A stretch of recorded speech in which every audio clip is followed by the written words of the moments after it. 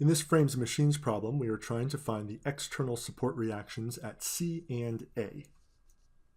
So we want to find reactions at A, which is a smooth collar, smooth round collar, and C, which is going to be a pin. Looking externally, we have a pin at C, which will give us two components of force, and a collar at A, which is going to give us a force and a moment. So this is statically indeterminate. So we need to treat this as a frames and machines problem. Also, we want to look at BC and AB. Are they two force members? Neither of them is.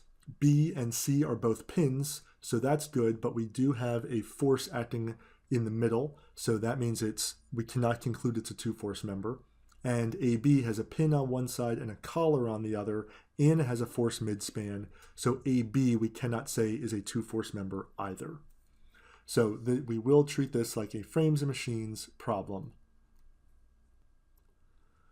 So I'm not going to draw the full external picture with ABC all connected. I'm going to split it into the two pictures, BC, kind of that brown bar, and then AB, the blue collar connected to a pin, and separate them out. So I can start with AB or BC for my picture. I'm going to choose to start with BC to get my first free body diagram here.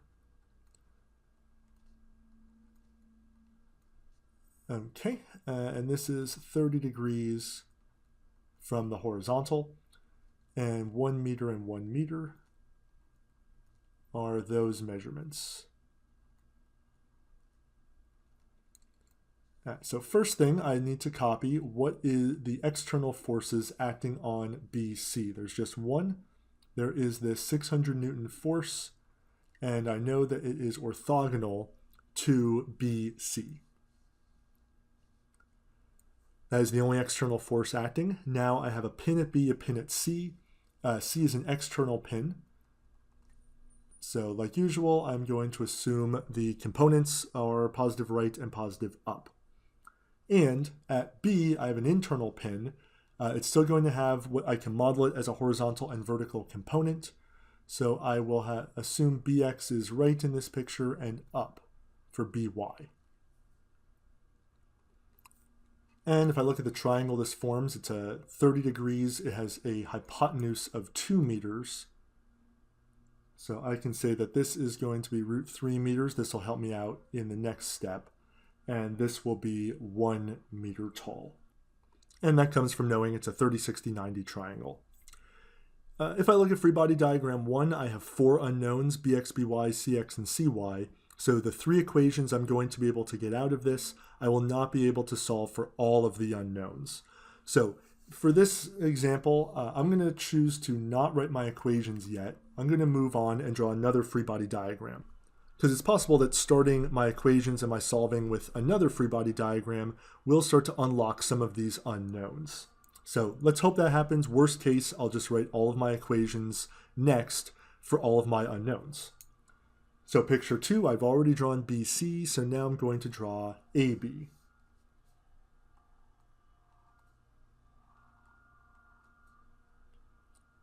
And in this picture, I have at the midspan that 750 Newton force.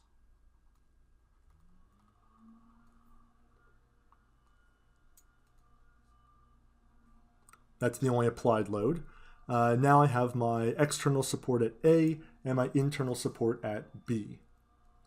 Right, so that rod is going at a 45-degree angle through point A.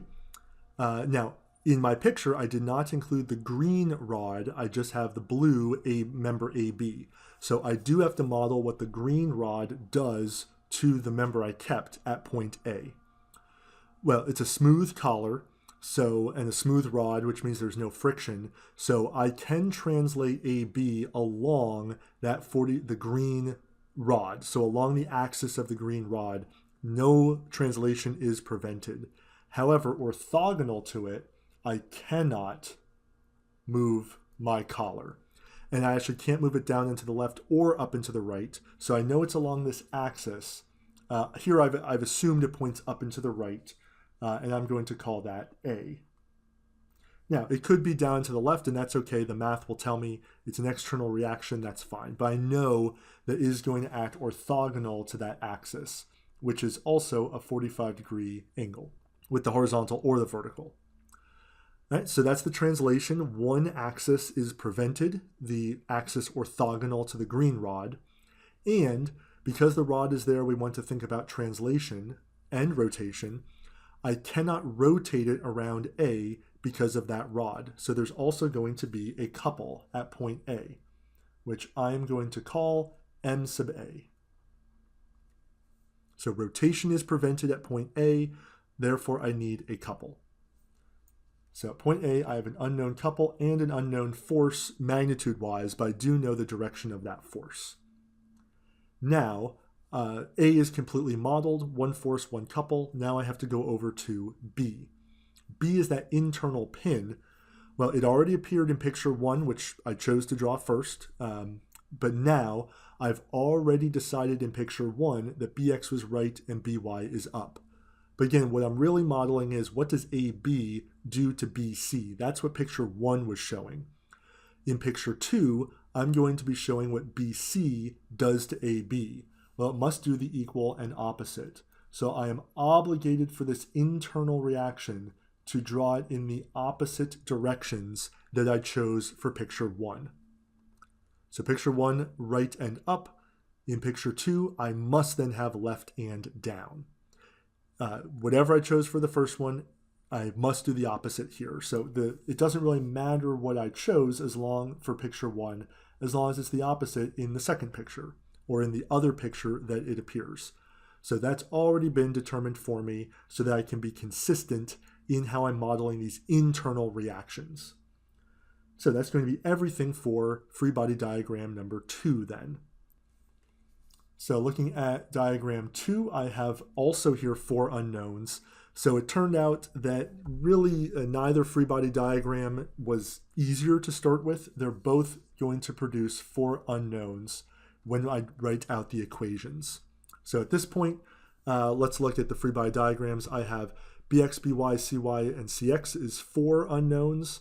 BX and BY I've already accounted for. A and MA, I have a total of 6 unknowns between my 2 2D rigid body pictures, and I will get 3 equations from each of them.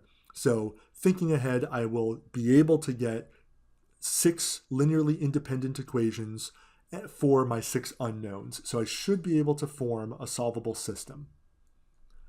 It just might not be easy to solve. So equations, I'll start with free body diagram 1 because neither one appears like it will be easier to start with since both free body diagrams have 4 unknowns in them. So I'll start with a moment equation. By, again, rule of thumb, I want to take the moment around a point that appears in only one picture. So C, because it's a pin and is only in one picture, is going to be a little bit preferable to work with compared to B. So the moment around C, CY, and CX do not appear. I'm going to have positive 600 times 1 meter since it's orthogonal to that BC axis. Then I'm going to have a moment caused by BY. And BY is going to be, BY has a perpendicular distance of root 3. And it is going to cause a clockwise or negative moment around point C. And I'm also going to have a moment caused by BX. That's actually going to, though, be positive, and its perpendicular distance is 1. I'll put the 1 there so we don't forget that we did account for its distance. So the distance times the force, so positive 1 times BX. And nothing I can do with this equation at the moment. 2 unknowns, 1 equation. So I can keep going here and force some forces in the x direction. I will have BX, I will have CX, and I will have, since that makes a 30 degree, I'll include this for reference. That's a 30 degree from the vertical because it's orthogonal to the BC axis, which is 30 degrees from the horizontal. The x component is then going to be 600 sine 30, or I could put its exact value. And that's everything in the x direction in picture 1. And finally, the y direction. I will have my by in this picture is up, cy is up, and minus the vertical component of the 600, that is cosine 30 degrees is the vertical, it's the adjacent to the 30 degrees. And that's everything for equation number 3. All right, so nothing clear here, path to solve it. Each of these has by and bx in it, by or bx and cx and cy in equations 2 and 3. So no obvious starting point here. So let's see if writing more equations gives us somewhere to start to unlock some of these values more easily. Again, worst case scenario, if we know it's a solvable system, we can solve it in maybe by hand using substitution. Worst case, something like Mathematica or using linear algebra. But I'll move on to equation 4. I'm going to look at picture 2. Again, I'll start with a moment equation. By my rule of thumb, I'm going to use A here as the point to take the moment about, because it appears only in one picture. I have the couple MA, which I assumed was counterclockwise, so positive. Force A does not appear here. I will have minus 750 times 1.25 is the moment caused by that 750 Newton force. And in this picture, By is down, creating a clockwise negative moment around A with a distance of 2.5.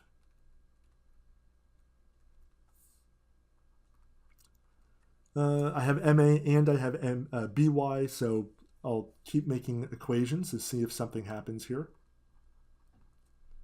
Summing forces in the x direction, I will have minus bx plus 1 over root 2 times a, since a makes a 45-degree angle with the horizontal and the vertical. Two unknowns in that equation. And summing forces then in the y direction, I have that applied load down of 750 minus by, and then plus 1 over root 2 times a, the vertical component of a.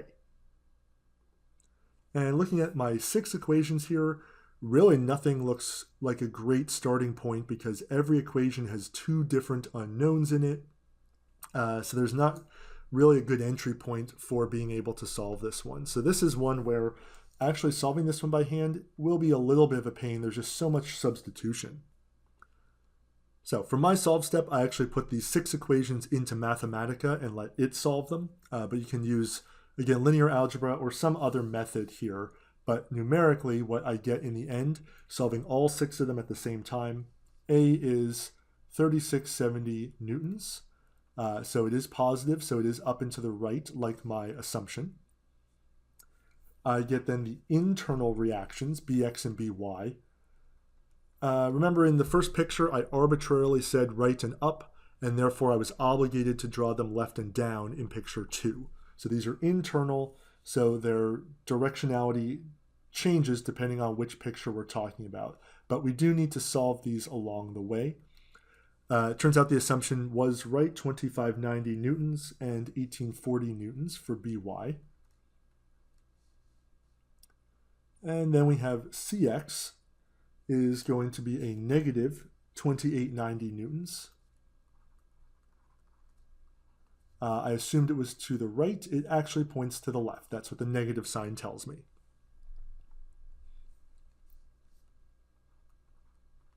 Cy, I get negative 1320 newtons.